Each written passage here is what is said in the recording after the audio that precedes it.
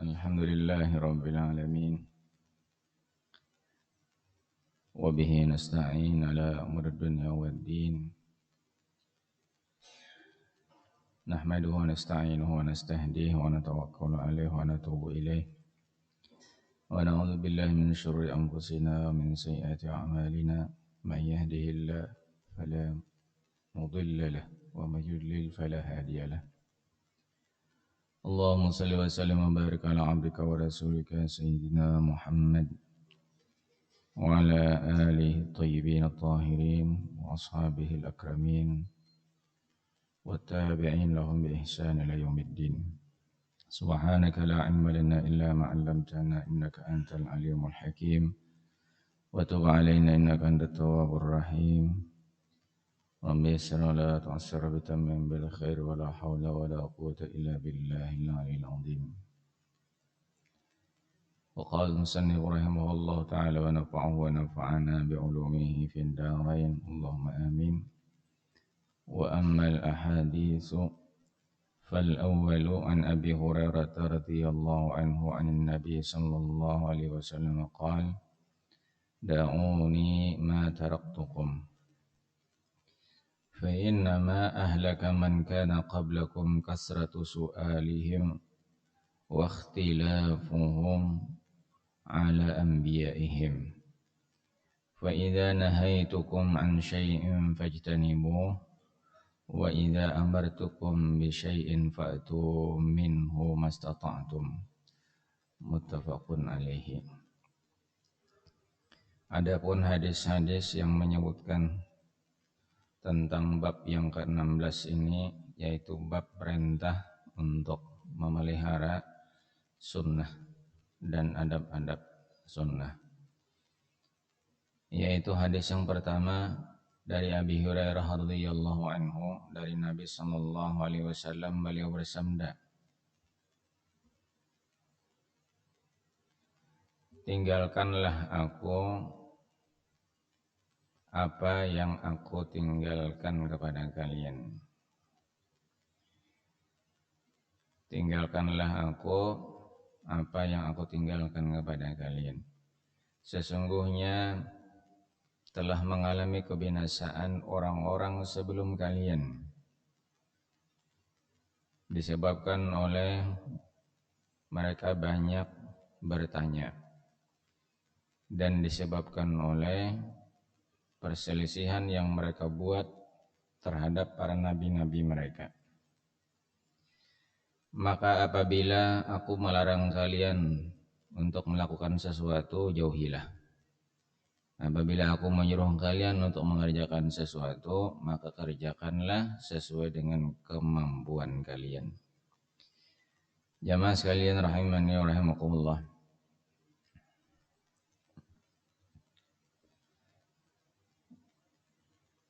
Rasulullah sallallahu alaihi wasallam di permulaan hadis ini menyuruh untuk jangan banyak bertanya yang terlalu mendetail, yang kadang-kadang banyak tidak penting untuk ditanyakan. Da'uni, tinggalkan aku, artinya jangan lakukan itu terhadap aku. Ini hadis sebenarnya ada permulaannya. Jadi Nabi SAW di dalam khutbah beliau menyampaikan bahwa haji itu difardukan oleh Allah kepada kalian.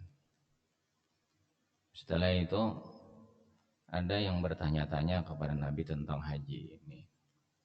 Di antara pertanyaan itu ada yang mengatakan, wahai Nabi SAW, apakah haji itu saban tahun? Pertanyaannya begitu, apakah haji itu saban tahun?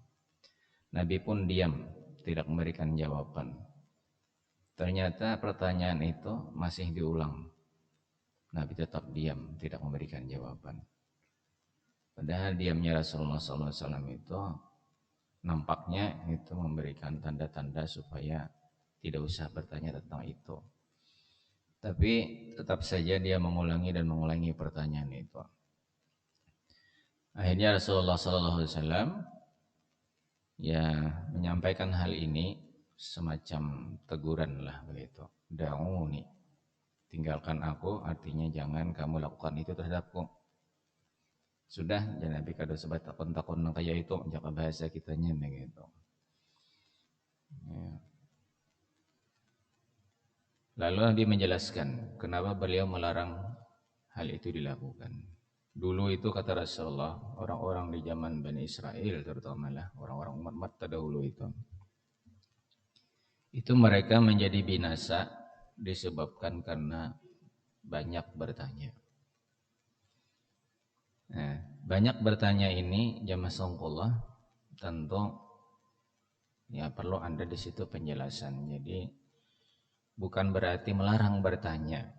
Banyak bertanya ini artinya hal-hal yang sepele yang tidak perlu itu ditanyakan juga. Ini banyak bertanya namanya.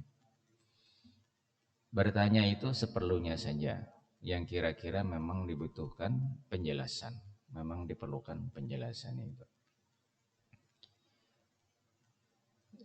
Di dalam Al-Quran, surah Al-Baqarah itu memberikan contoh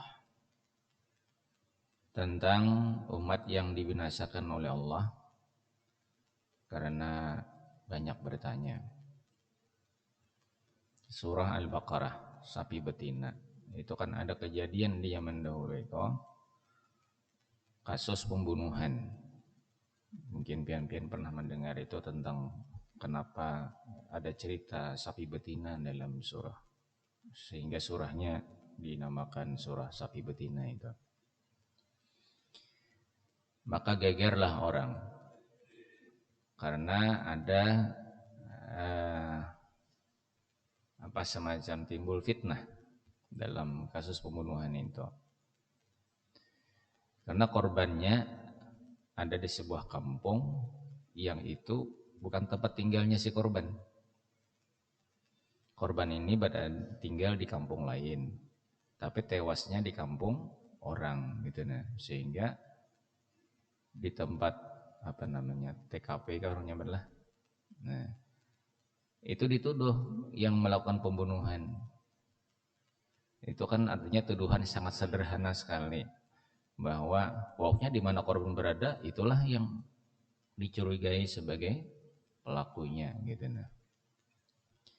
Tapi mereka tidak merasa melakukan hal itu gitu kan. Mungkin sudah juga dilakukan penyelidikan apa segala macam. Akhirnya terjadilah perselisihan antar kampung itu, ribut. Mereka sepakat untuk menemui Nabi Musa alaihissalam. Ini kenapa sedikit melebar ke surah Baqarah lah. Ada contohnya itu yang paling mudah kita dapatkan di antara contoh-contoh yang lain. Diabadikan dalam Al-Quran Al-Karim. Menemui Nabi Musa alaihissalam untuk minta bantu bagaimana cara menyelesaikan pertikaian yang intinya adalah untuk mencari tahu siapa sebenarnya pelaku pembunuhan ini. Nabi Musa ya akhirnya bersedia setelah didesak-desak oleh umat beliau ini. Lalu Nabi Musa menghadap Allah minta petunjuk. Nah, bagaimana cara yang mungkin bisa membantu untuk menemukan pelakunya. Sesuai dengan permintaan umat waktu itu, wahai Nabi Musa, coba engkau pinta kepada Allah kalau bisa memberikan petunjuk nih lah. Mungkin karena dahulu kan ada CCTV kira-kira gitu kan, jadi gimana caranya ini. Nah lalu berdoalah Nabi Musa kepada Allah minta petunjuk.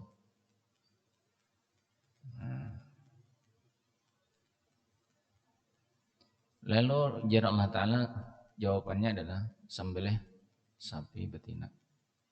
Sembelih sapi betina. Itu aja ringkas. Suruhannya adalah menyembelih. Yang disembelih juga disebutkan yaitu sapi betina. Disampaikan oleh Nabi Musa, ini perintah Allah supaya kalian menyembelih sapi betina. rupanya mereka tidak merasa puas dengan suruhan itu. Mereka bertanya, Nabi Musa, coba kembali lagi tanyai Allah Ta'ala itu, ini sapi betina ini siapa umurnya garang? Umur sapi betina nih nang andung kah, nang sadang kah, nang tuha kah? Ini kan Nabi Musa ini ya ikut saja apa yang menjadi keinginan mereka itu, tanya kepada Allah Ta'ala. Jadi dijawab Allah Ta'ala, tuha kada, andung kada, sadang masih itu kan. Ini disampaikan begitu kepada umatnya masih juga ya bahasa untuk ngeyel kah gitu. Coba pengtakuni lagi sekalinya, warnanya apa? Nah, warnanya apa? Nih, takun ya Musa, ya Allah, ini nambah takun nubuhannya, ini warnanya apa? Kan sapi ini warna-warna juga kalau lah. Ya walaupun kada terlalu banyak warnanya, ada juga beda-bedanya itu kan, ada hirang, ada putih, gitu kan, ada abu-abu, ada macam-macam.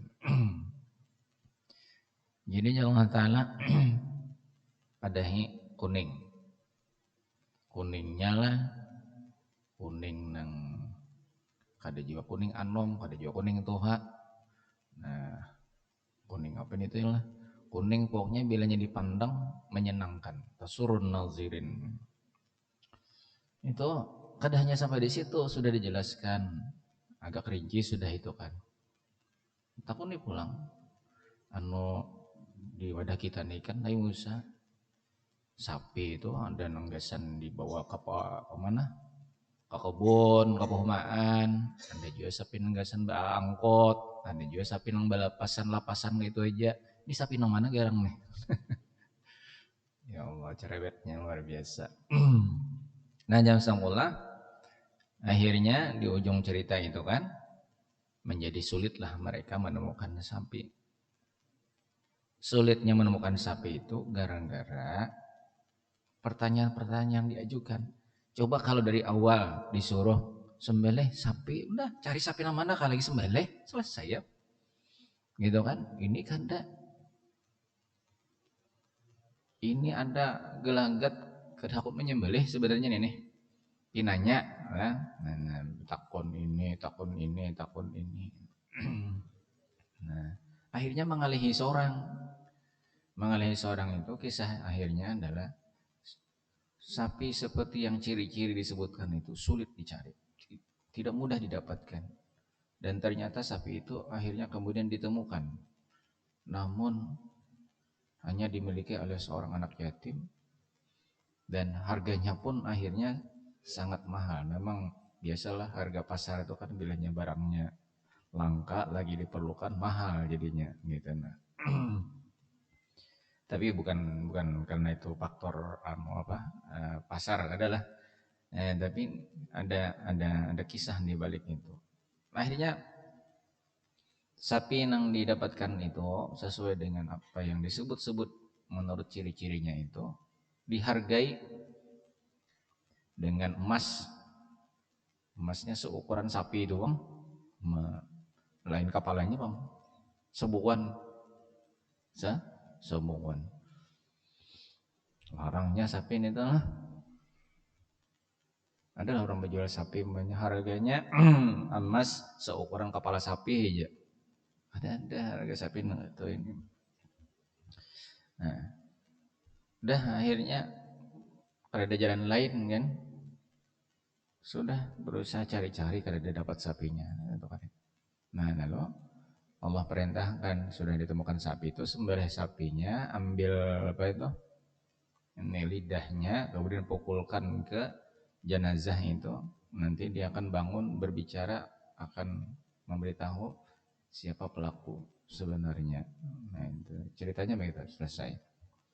Yang diambil dari apa yang diceritakan oleh Allah tentang kejadian itu membinasakan. Apa yang masuk membinasakan itu? Membinasakan itu membuat ya kehidupan itu menjadi sulit, menimbulkan perselisihan di tengah masyarakat, menimbulkan kekisruhan, menimbulkan kekacauan, segala macamnya.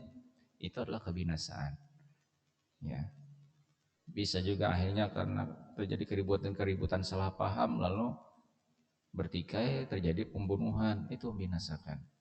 Juga dalam arti membinasakan itu bisa juga Allah datangkan azab kepada umat itu seperti yang terjadi di masa-masa terdahulu itu. Gara-garanya satu adalah ini yang kita bicarakan, baru satu kan ada dua ini. Yaitu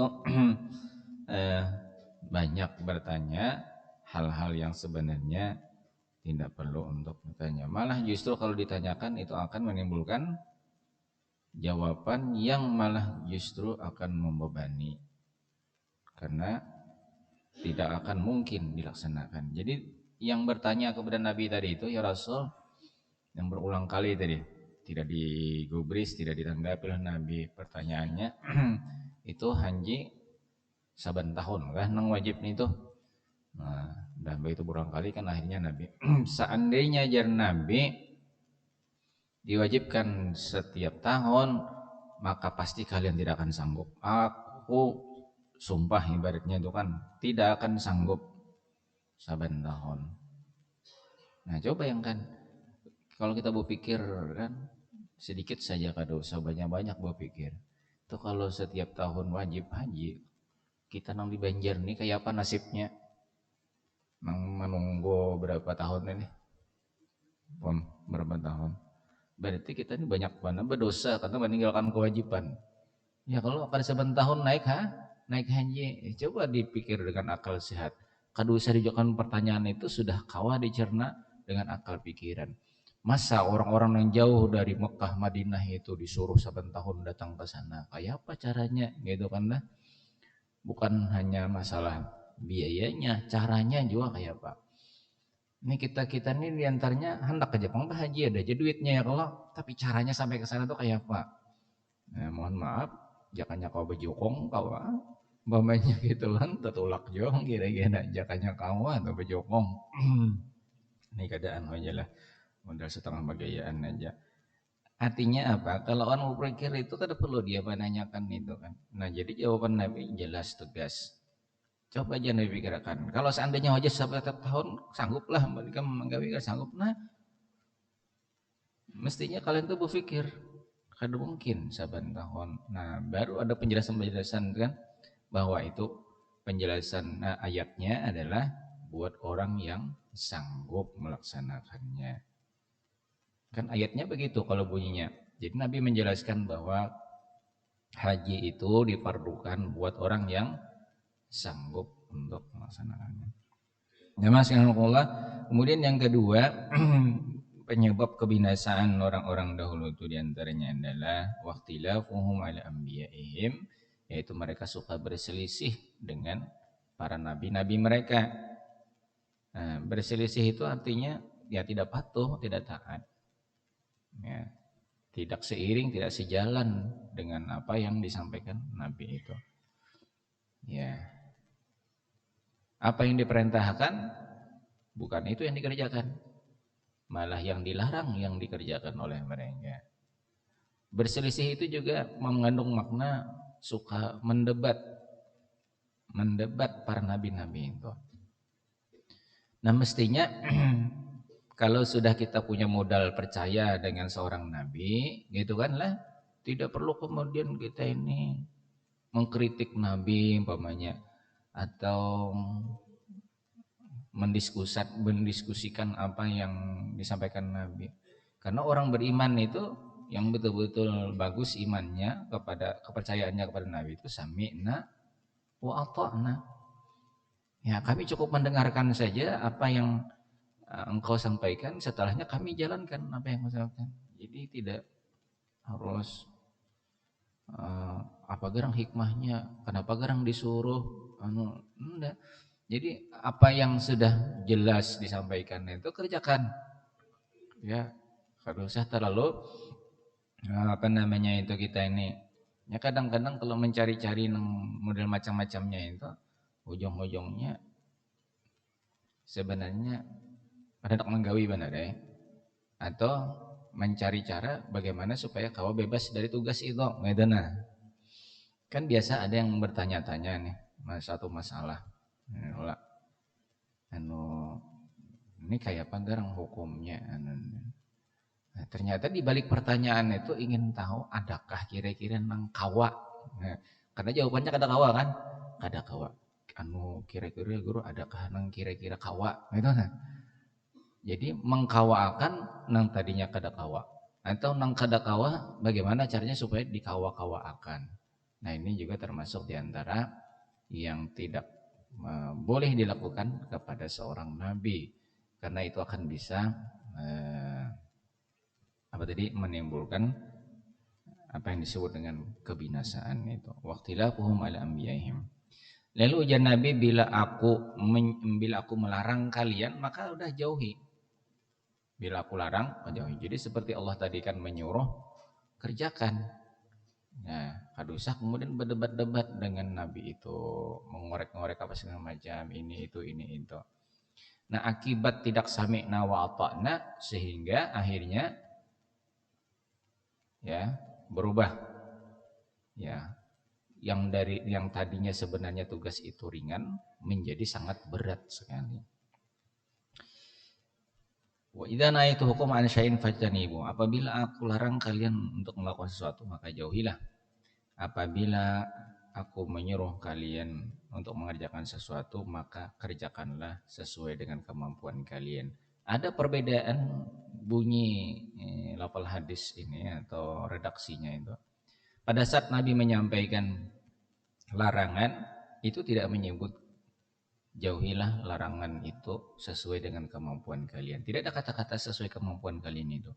Tapi pada saat Nabi menyatakan apa yang kusuruh kerjakan sesuai dengan kemampuan kalian. Ada kata-kata sesuai dengan kemampuan kalian. Apa bedanya sebenarnya antara larangan dengan perintah itu sehingga ada perbedaan suruhan Nabi dalam menjauhi maupun di dalam melaksanakan. Di dalam hal menjauhi itu ya Masya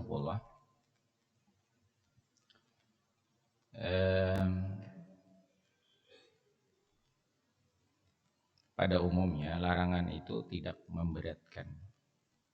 Tidak memberatkan. Karena sebenarnya hati kita itu menolak untuk melakukan yang dilarang itu. Akal pikiran juga sebenarnya menolak.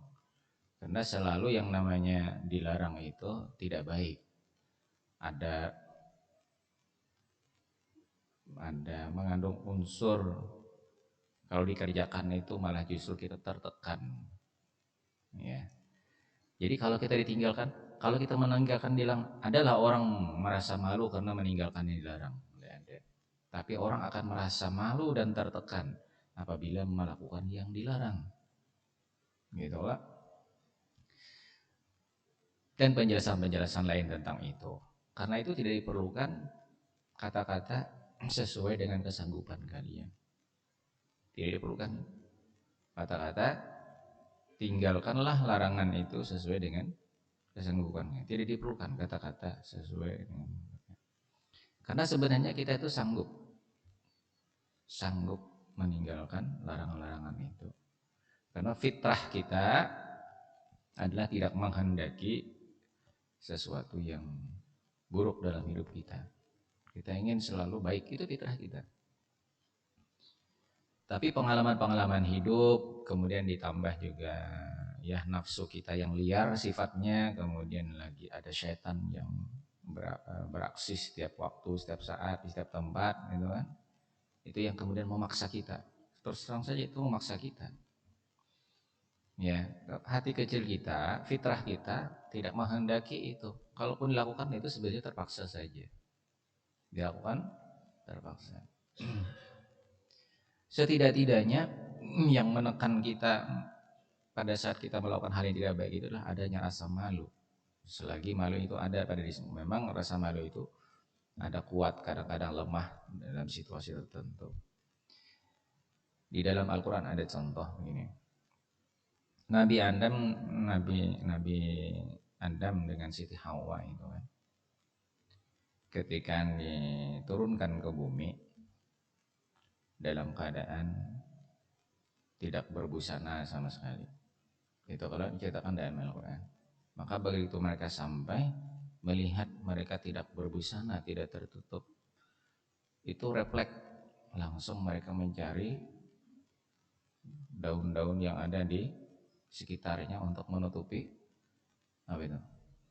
Aurat mereka. Itu yang diceritakan dalam Al-Quran. Nah, kenapa ada cerita itu? Jadi sebagian ulama tafsir menjelaskan begini. Kemaksiatan ataupun perbuatan salah itu adalah sesuatu aib. Sesuatu aib. Yang mana secara alami aib itu akan menimbulkan rasa malu pada diri seseorang.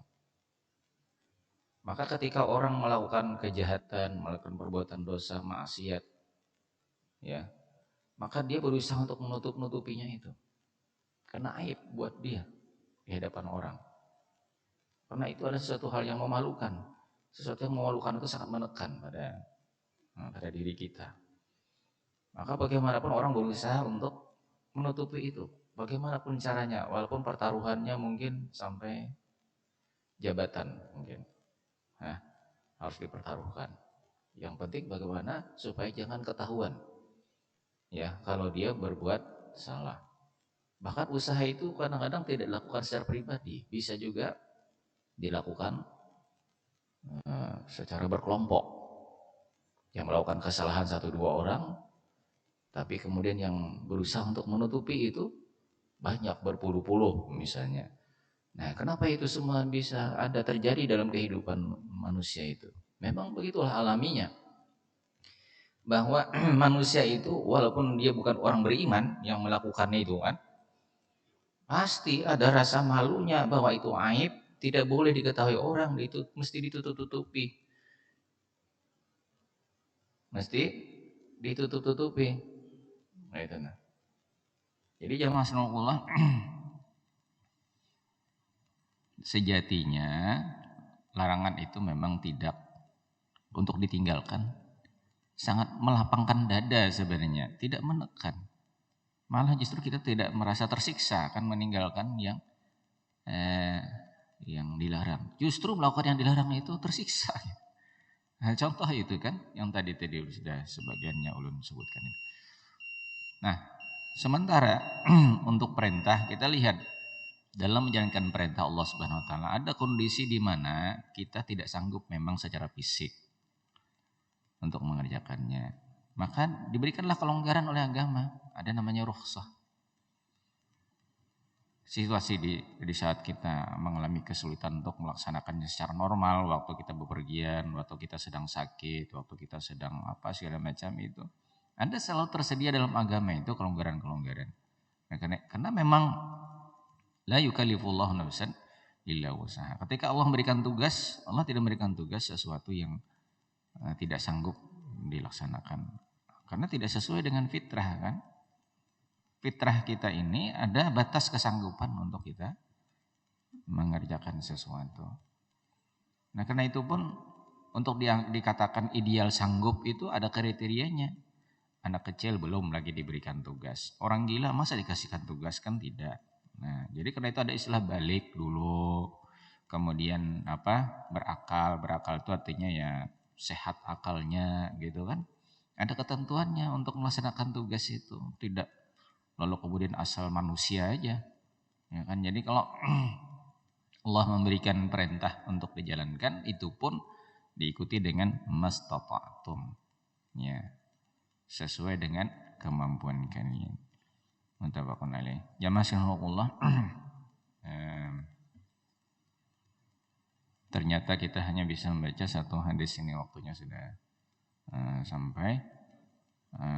Tapi intinya adalah Rasulullah SAW mengingatkan kepada kita untuk kita menunjukkan kepatuhan yang lebih tinggi lah, sami'na wa ata'na terhadap apa yang telah disampaikan oleh Allah dalam Al-Quran maupun hadis Nabi Sallallahu Alaihi Wasallam. Tidak perlu kita kemudian mendiskusikan ataupun memperdebatkan perkara-perkara yang malah justru menimbulkan hal-hal yang tidak diinginkan, apalagi nih ternyata orang-orang memperdebatkan agama tidak bermaksud untuk mengamalkan agama, hanya untuk ya semacam menyalurkan bakat saja gitu, menyalurkan bakat, bisa berdiskusi, bisa berdebat, tapi pada akhirnya ya tidak juga mengamalkan yang mana, mengamalkan yang itu apa mengamalkan yang ini yang diperdebatkan itu, terutama di masalah khilafiyah begitu kan, khilafiyah yang berlangsung berabad-abad, kadang-kadang itu kada pernah selesai eh, sehingga membuat ya kehidupan sesama umat Islam itu juga kelihatan seperti tidak nyaman berhadap-hadapan. Kemudian ditambah lagi ya belum tentu juga dengan perdebatan-perdebatan itu akhirnya menyebabkan kita semakin bersemangat mengamalkan agama. Nah, jadi ya kita jaga apa yang sudah kita dapatkan untuk kita laksanakan. Jaga di situ artinya pelihara dengan melaksanakan apa yang sudah ada kita dapatkan dari Nabi Shallallahu Alaihi Wasallam. Demikian dulu Oh Bapak, Ibu-ibu jemaah salat subuh yang Allah muliakan. Tadi guru kita menjelaskan tentang menjaga perintah sunnah Rasulullah SAW. Oleh karena itu, ya mungkin apa yang guru jelaskan tadi kurang jelas tanggapan jemaah. Dipersilahkan kalau yang ingin bertanya kepada guru kita. Dipersilahkan kalau ada yang bertanya. Ya, silahkan Bapak.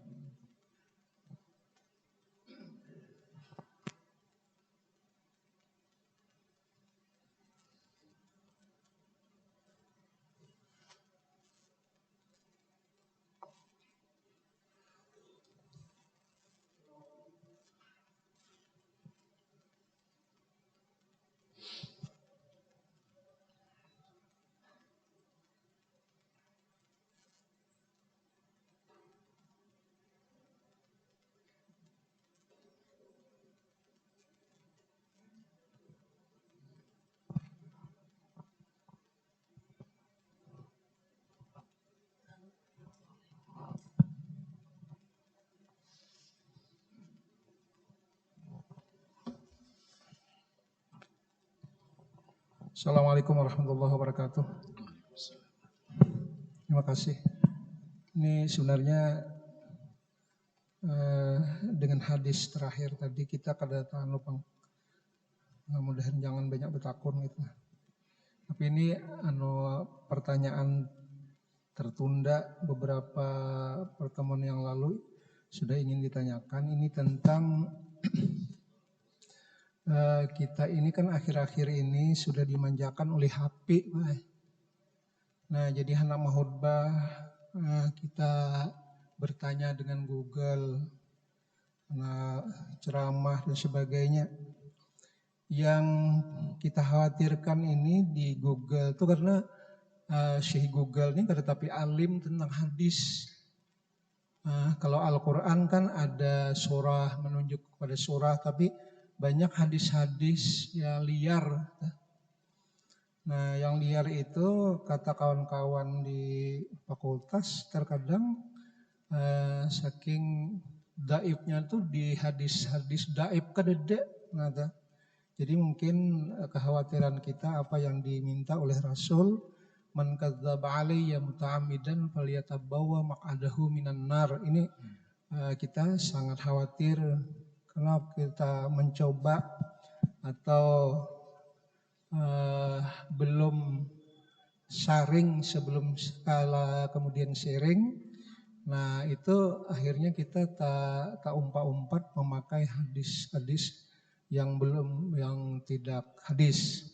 Nah lalu ulun minta petunjuk ini adakah kitab atau ya semacam kamus tentang hadis-hadis itu yang memudahkan kita untuk mencek atau melakukan Cek and recheck itu apakah itu hadis atau sekedar kata-kata hukama yang sering-sering kita pakai gitu lah. Nah jadi itu aja. Mudah-mudahan ada sehingga kita tidak mudah untuk mengatakan hadis padahal itu belum yakin tentang kebenaran hadis itu. Demikian. Assalamualaikum warahmatullahi wabarakatuh. Waalaikumsalam warahmatullahi wabarakatuh. Ya, memang jauh-jauh hari Nabi Muhammad SAW sudah mewanti-wanti, ya, dan itu menjadi satu isyarat. Jadi ujar beliau, ya, barang siapa yang menyampaikan kepada orang lain sebuah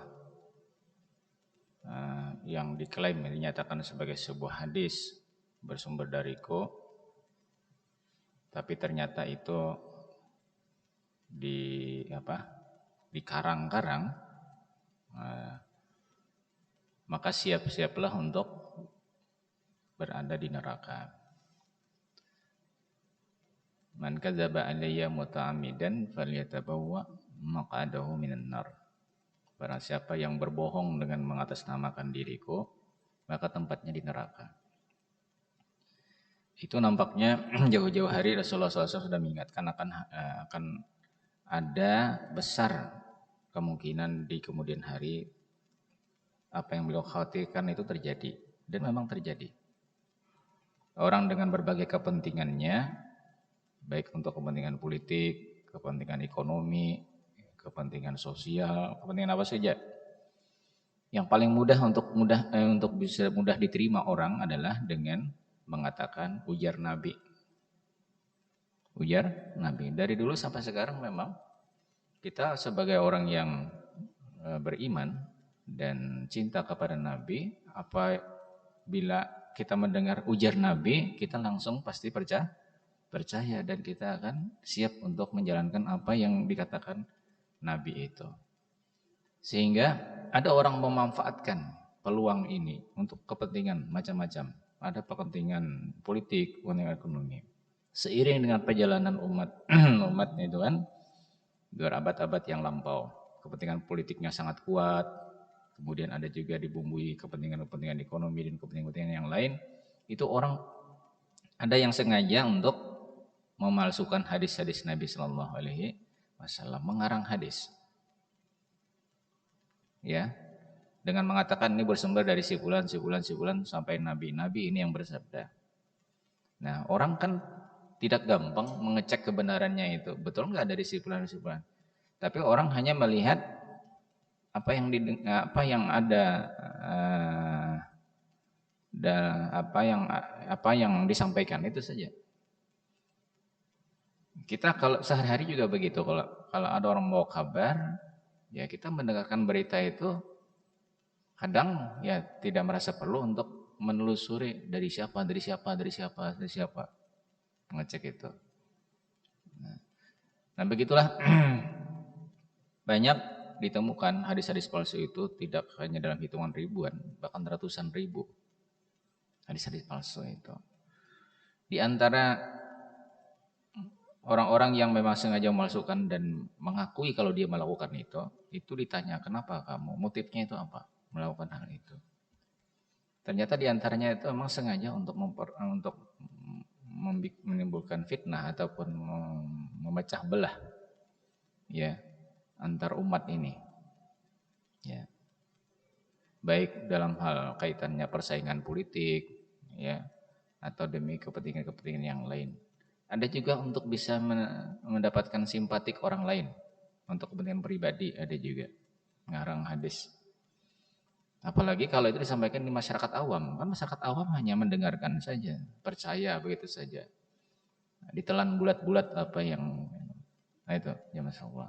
Tapi memang tidak mudah untuk kita bisa memilah-milah mana ini hadis betulan, mana ini hadis imitasi ataupun palsu. Tidak mudah itu. Karena itu kemudian muncullah metode ataupun cara untuk menganalisa sampai pada menemukan kesimpulan, sehingga dengan itu bisa dibedakan mana ini betul dari Nabi, mana yang bukan dari Nabi. Dan itu ada disiplin ilmunya sendiri.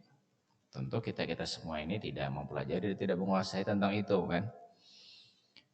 Maka kita minta bantu dari orang-orang yang mengerti tentang itu untuk mengetahui perbedaan mana ini hadis yang betul-betul murni hadis, atau ada juga hadis memang hadis tapi ada juga yang menambah-nambahin, menyelip-nyelipkan di dalam hadis itu yang bukan hadis, ada juga begitu.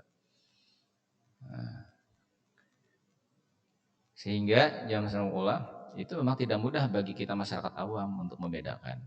Makanya itu bahayanya kalau kita membaca tanpa bertanya kepada yang ahlinya. Misalnya saja kalau kita menemukan ada hadis-hadis yang agak ganjil, agak aneh gitu kan lah. Nah itu jangan serta-merta kita telan bulat-bulat. Tanyakan dulu kepada yang mengerti hal itu, betul apa tidak ini. Karena di antara ciri-ciri bahwa itu bukan hadis, itu bagi yang ahli membedakan gitu kan. Itu udah ketahuan aromanya, aroma bahasanya itu beda gitu. Nah, cara membahasakannya beda.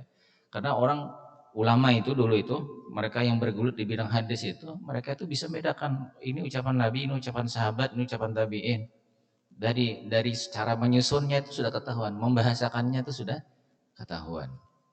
Jadi mereka itu bisa menemukan agak ganjil, ini itu kayak kuliner itu kira-kira lah. Nah, kan bisa mengatakan, oh ini kurang anu, oh ini kelebihan anu, oh ini itu, tapi itu yang Mr. Chef-nya itu kan, yang tahu dia, oh ini, nah, dia bisa membedakan, tapi dia punya keahlian untuk itu.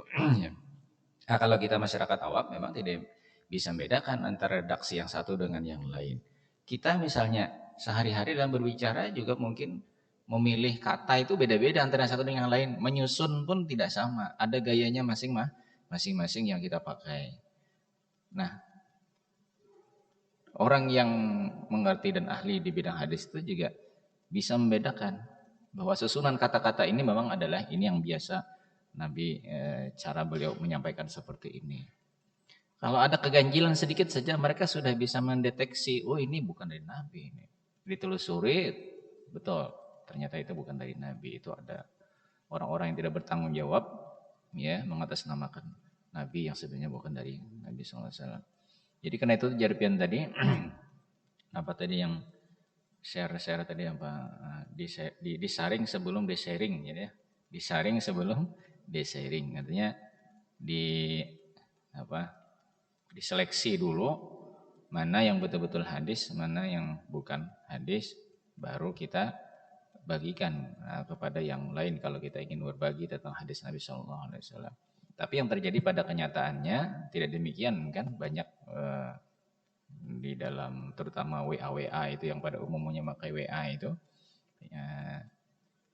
Dan apalagi kita akan mengalami kesulitan untuk bisa percaya atau tidak percaya itu karena tidak ada keterangannya.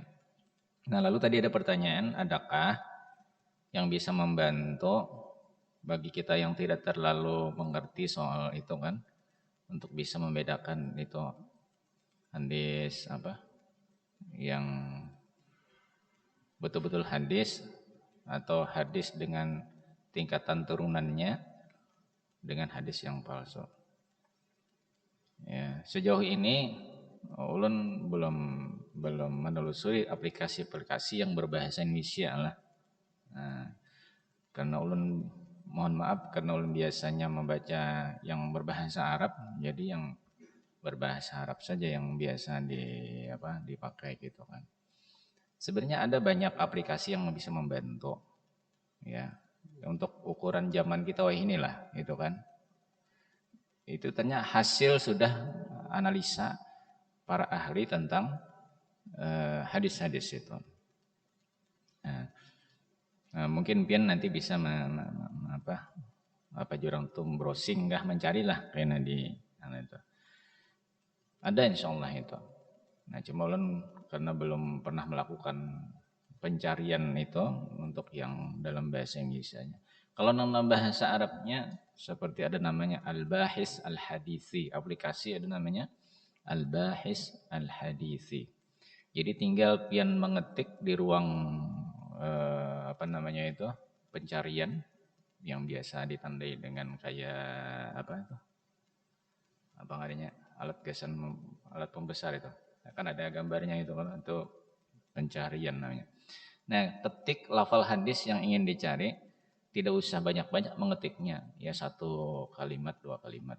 Nanti begitu masuk ke situ akan keluar nanti hadis itu ada redaksinya seperti ini, seperti ini, seperti ini. Itu ada di kitab ini, dan kedudukan hadis itu seperti ini, seperti ini, seperti ini. Itu ada. Ada juga aplikasinya namanya Al-Mausu'at Al-Hadithiyah. Ada juga Al-Mausu'at Al-Hadithiyah. Ada juga aplikasi itu. Banyak sekali aplikasi itu yang semuanya bisa membantu. Nah, jadi orang-orang yang mengerti, terutama yang tahu tentang bahasa Arab ya, mengerti, yang menggeluti di bidang agama, ini diperlukan. Karena kalau untuk datang ke mana? Perpustakaan ya. Perpustakaan itu ya boleh dikatakan tidak, walaupun perpustakaan dianggap perpustakaan lengkap, tidak juga selengkap-lengkapnya gitu kan.